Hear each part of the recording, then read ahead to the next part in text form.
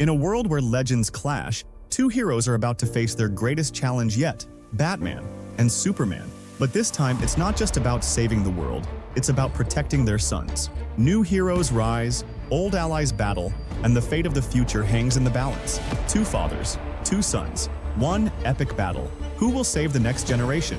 Our movie begins on Superman's planet, where Superman was born as a small child to discover that the planet is on the verge of collapse, and there is only one chance for one of them to survive. Therefore, his parents decide that he should be the one to survive, so they put him in a rocket to leave the planet, while he and his mother remain in their place waiting for the final explosion of the planet so they can explode together. Superman arrives on Earth to find two people on the road, who decide to raise him so he considers them as his father and mother. Superman gradually discovers his superpowers until he realizes he is Superman. His family dies, he marries Lynn, and he lives with her after discovering his truth. They have a child named Jinsen, but they decide to hide the truth about his identity from him so that he can live his life as an ordinary child, believing that his father is an entomologist. His mother continues to advise him, saying, "Be careful with the press, it's tough for you. You need to understand how reports are prepared, not just words." He replies, "It would have been better if you had become doctors or engineers instead of these strange jobs that make me never see you."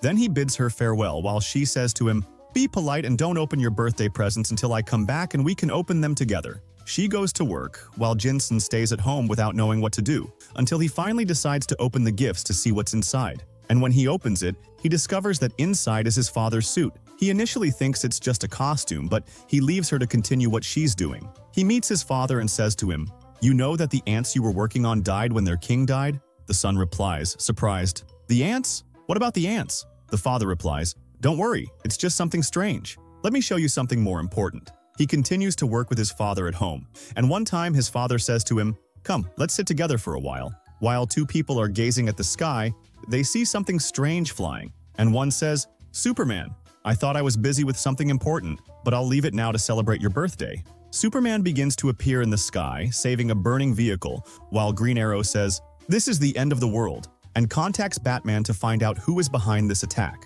After hearing the news from Green Arrow, Jansen starts to feel like someone is watching him, so he continues to walk cautiously until something unexpected happens to him. Jonas is shown playing baseball but failing, and everyone starts mocking him, making him feel even more upset when he realizes that his father didn't come to watch him, and there's no one else with his mother. He decides to leave the stadium in anger, and when he gets home, his mother asks him, "Why don't you go and watch your son? I can't stand our life because of you." Superman goes and continues knocking on the door, saying, "Open up, I need to talk to you about something important." But the son is angry, so he jumps out of the window and starts running, until he discovers that he can shoot a laser beam from his eyes that burns a tank. He returns crying, saying, "Superman, you don't understand anything. I developed a strange ability, and you will never be able to make me happy." But Superman enters wearing the superhero costume to teach his son that he is Superman. The son starts running and jumping happily and says, "This is the best birthday of my life. My dad turned out to be super." Then Superman carries his son on his back and flies him in the sky, saying, "Jonathan, that means I'm half alien and half human. It means I could be extraordinary like you." Superman replies, "Be careful. Being a superhero is a wonderful thing and all, but it comes with its problems. For example, I couldn't be with you and explain that I'm busy. So don't get too happy." While they are in heaven, the son asks, "What's that smell? Where are we here? Why is this place like this?" Superman replies, "This is an underground city." Then the son asks him, "But why isn't anyone helping them?" Superman replies, "As you can see, he's doing his part and more." Superman and his son land after Batman finishes fighting the enemies, and Batman sees them and says, "What are you doing here? And who is this?" Superman replies, "This is my son Jonathan, and he turned out to have superpowers like me. We want to know the exact nature of his power to set things right."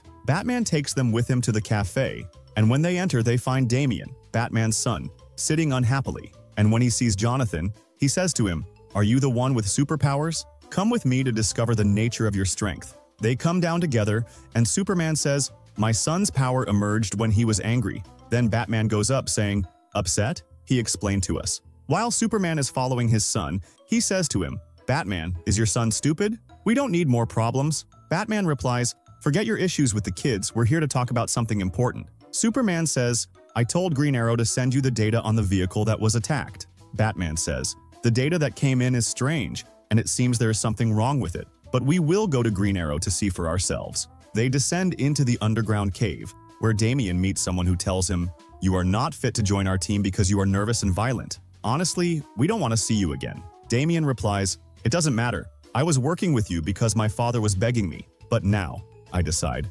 And he slams the door in their faces. He remains sitting angrily and goes to Zuna Asami to tell him, "Don't be upset. If there were a few kids, it wouldn't matter." Then he turns around to find a cow and says to him, "Let me love her," to which he replies, "Your conscience is worth more than this. You're just a kid who can't do anything." Then Superman returns home with his son to say to him, "Just sleep and I've left you a gift of glasses." He goes out with his mother, who says to him, "Something is wrong. The crime rate has become 0 all over the world. It's good but suspicious at the same time. No one understands what happened." He replies to her, "I'm going with Batman tomorrow." The next day, he gets ready to go with Batman to tell them, "There's nothing. Everything is fine." But he releases something strange from his eyes to be able to control them. Jonathan is on his way to school to meet Melvin, who mocks him saying, "Why are you wearing glasses? Did you watch the match yesterday?" He mocks him until Jonathan hits him hard and says, "The strength is working. Why did you embarrass me yesterday?" But Melvin comes back to hit him again. So Batman intervenes to take control of his mind, then takes Jonathan to the cave, where he keeps hitting him without understanding what's happening. Then Batman comes to take control of everyone and says to him,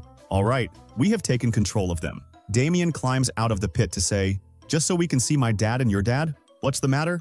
And when Jonathan leaves school, he runs to find out what is happening. Damian warns him, saying, "Be careful. Your mother is also under someone's control." Jonathan tries to escape, but he finds his mother running after him and grabbing him. Jonathan shoots a beam from his eyes to affect his mother, causing her to fall into the water, where she discovers that there is a supernatural force controlling humans and wanting to harm them. Damian tells him, "You need to train a bit so you don't embarrass us when you fight." Then they continue searching for evidence of what is happening, and as they walk, they encounter Superman, who says, "You are a dog. You are supposed to protect him instead of leaving things as they are." They ask Damian about the people who control minds and how to deal with them. Damian replies, "These are people whose mission is to control human minds and make them do what they want." Finally, Damian says, "The story started after my dad talked to someone and told him that the problem began when the spaceship was destroyed. Therefore, we must go to space as our ancestors did. They were launching spacecraft and sending them into space, filled with joy and disbelief at what was happening. Then she calls because she learned about what is happening and tells those who work with her,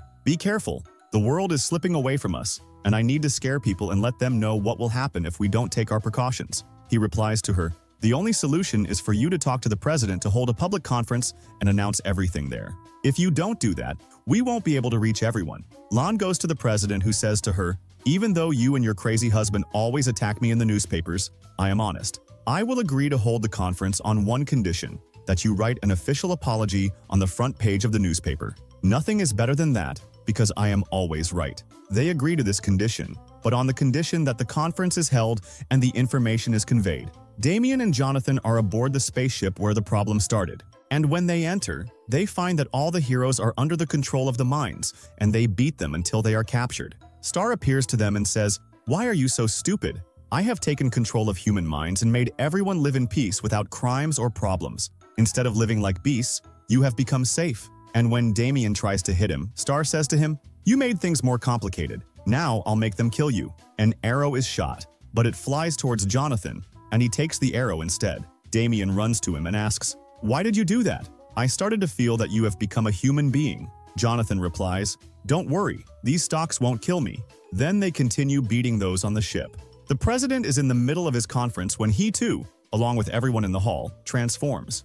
Fear spreads among the attendees until Jonathan finds his mother speaking and saying to him, 'I know you are in danger now, but be careful, the matter is bigger than you think.' Jonathan discovers that they are afraid of fire, so he says to Damian, 'I found the solution. We can burn the place down to take control of them.' Then the two enter to face the monsters, to defeat them, and end this story completely, but they are surprised by the presence of Batman and Superman. Damian says, 'What are we going to do with these? They will turn it into chaos if we can't stop them before they finish talking.' Superman and Batman find themselves facing them, and Damian says, 'Let's switch roles. You fight Batman and I'll fight Superman. Maybe we can stop them.' The four continue their fight until Superman and Batman manage to take them down. Damian says, 'Now, the only solution to stop what's happening is to go to the star and strike it in its heart to get rid of it.' And when they go to attack him, he says to them, 'Do you think you will stop me? What you think is strength is nothing but empty talk to me.' Then Star announces the only solution and takes all the superheroes who were on the plane to land with them. Jonathan says, 'Let's set the ship on fire. We must sacrifice to save our planet.' They continue to resist Sitar, until they succeed in destroying him. All the people on Earth free themselves from brainwashing, regain their consciousness, and understand what is happening. Batman and Superman are recovering from what they were in. Superman says, "Where are our children?" to discover that both of them are in the spaceship that is about to explode. And when Superman sees this, he feels happy and goes to tell Jonathan, "I forgot to give you your birthday gift," while laughing and joking with him. This is the end. See you soon. Bye.